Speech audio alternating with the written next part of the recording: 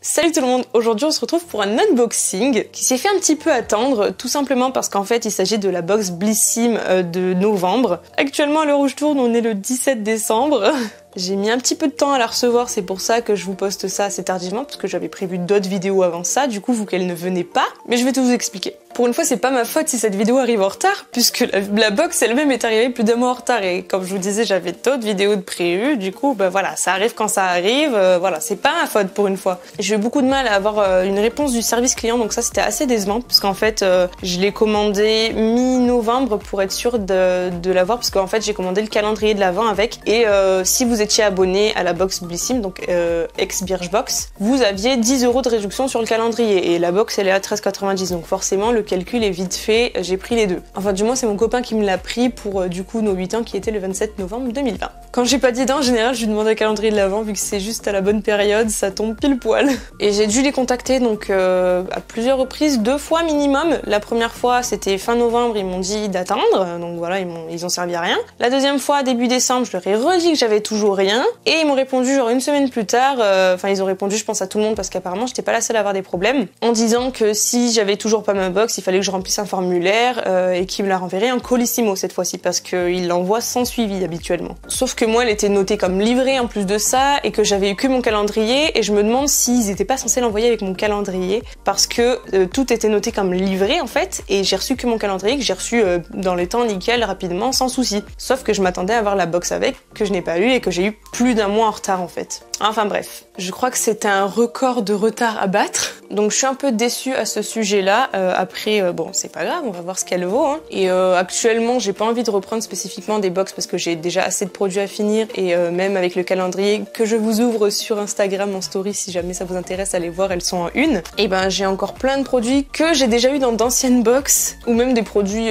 qui peuvent être bien, mais que j'aurais pas eu forcément envie de tester, etc. Enfin, ça me fait trop de choses au final, donc là, je l'ai prise pour tester, comme ils sont passés de Birchbox à Blissim, et on va bien voir ce que ça va donner de toute façon. J'ai fait les choses bien, j'ai prévu des ciseaux pour ouvrir. Par contre, je sais plus si c'était eux qui faisaient ça, mais il n'y a pas écrit la joyeuse ou la charmante, Jennifer ou quoi que ce soit, sachant que c'était écrit sur le calendrier de l'Avent. Mais je pense qu'ils ont dû comprendre que j'étais plus joyeuse à force d'attendre mon colis depuis plus d'un mois. Ah ok, alors déjà j'ai un petit livret, alors je suppose qu'il va me spoil. Ah non, j'ai l'impression qu'il y a pas mal de trucs dedans, il a l'air très gros, je regarderai plus tard. Mais je me rends compte que j'ai pas enlevé du tout mon badge. Oh putain, c'était la journée pull de Noël aujourd'hui. Alors je déteste les pulls kitsch, du coup j'ai acheté ça pour l'occasion. Et vous voyez, je suis assortie donc entre les ongles, les yeux, le pull, voilà, on fait pas les choses à moitié. Et j'adore ce look d'ailleurs, un côté de chaque avec des couleurs très complémentaires en plus de ça. Mais bref, oui, du coup, on n'avait pas de tablier aujourd'hui, sauf que je viens juste de me rendre compte que j'ai encore mon badge. Voilà, on va enlever ça. Vous auriez pu me le dire quand même, hein, que je l'avais oublié. Donc revenons à la box. Elle ressemble à ceci. C'est une boîte classique qui s'ouvre comme ça. C'est pas un tiroir comme j'avais déjà eu, je crois que c'était Birchbox. Oui, je l'ai sous les yeux et c'est bel et bien Birchbox. Quelle mémoire. Et donc, on va l'ouvrir. J'ai 30% des 119 € d'achat sur le shop. Merci, mais non merci. C'est un peu la dèche ce mois-ci. Et j'ai aussi un code promo pour acheter des collants de Gingerbox. A priori, je n'en ai pas besoin non plus, mais merci quand même. Oh, je vois des petites choses intéressantes. J'ai tout regardé d'un coup, mais j'ai pas tout vu, mais il y a des très belles couleurs. Alors, on va commencer par ceci. Donc, c'est un gel douche rose jasmin. Je déteste l'odeur de la rose. De la marque Inuit, je pense, si je le prononce bien, je n'en sais rien. Donc, c'est un format 75 ml. Je pense que c'est un format voyage, mais un bon format voyage quand même, hein. Je suis même pas sûre au final. Il n'y a pas de spécificité sur la compo, ni sur le fait que ce soit cruelty free ou quoi que ce soit. Ah, c'est une marque parisienne. Ok. Bon, en général, c'est assez souvent qu'on nous propose des marques françaises. C'est operculé, donc j'aurais du mal à sentir. Étonnamment, ça a pas l'air de sentir mauvais. Je sens un peu à travers l'opercule. Ouais, faut voir. Au pire, j'ouvrirai l'opercule et si j'aime pas, je l'offrirai, mais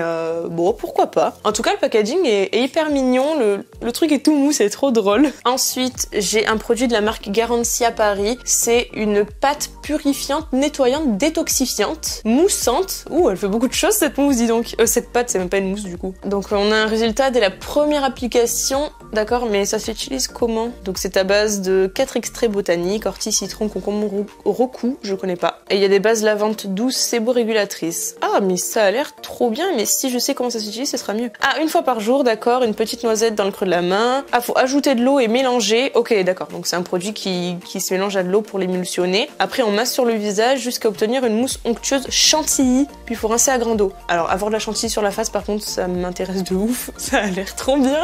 C'est une texture que j'aime trop, alors l'avoir sur le visage, je pense que je vais me masser pendant 10 minutes le soir. Donc c'est à 95% d'origine naturelle, sans silicone, sans parabènes, sans phénoxyéthanol, sans savon et testé sous contrôle dermatologique. Pareil, j'ai pas de précision sur le fait que ce soit cruelty free, mais de toute façon c'est made in France, donc c'est cruelty free techniquement. Alors ça a l'air vachement cool. J'ai hâte de tester parce que pour le coup j'ai jamais vu ce genre de produit. Ah oui, je vous ai pas dit le nom exact, c'est sulfureuse pâte du marabout. Voilà. Après ça, j'ai un produit de la marque Paille. C'est une huile démaquillante, d'accord. Alors le format, ok, j'aurais pas du tout pensé. Ah, il n'y a pas de... Alors ça sent plusieurs choses à la fois. Je saurais pas dire ce que ça sent, on dirait que c'est un peu mentholé ou olive, un truc comme ça. Et là, il y a juste écrit Rose Hip Fruit Extract Cleansing Oil. Donc oui, je vois que c'est une huile nettoyante du coup. Mais c'est à quoi? Bon, c'est à masser sur peau sèche et à rincer, évidemment. Donc c'est une huile assez classique à ce niveau-là. Oui, il y a de l'huile d'olive, effectivement. Il y a de l'huile de tournesol, de l'huile de ricin, de l'huile de rose fruit, de l'extrait de jasmin, de l'extrait de citron, de l'extrait d'orange.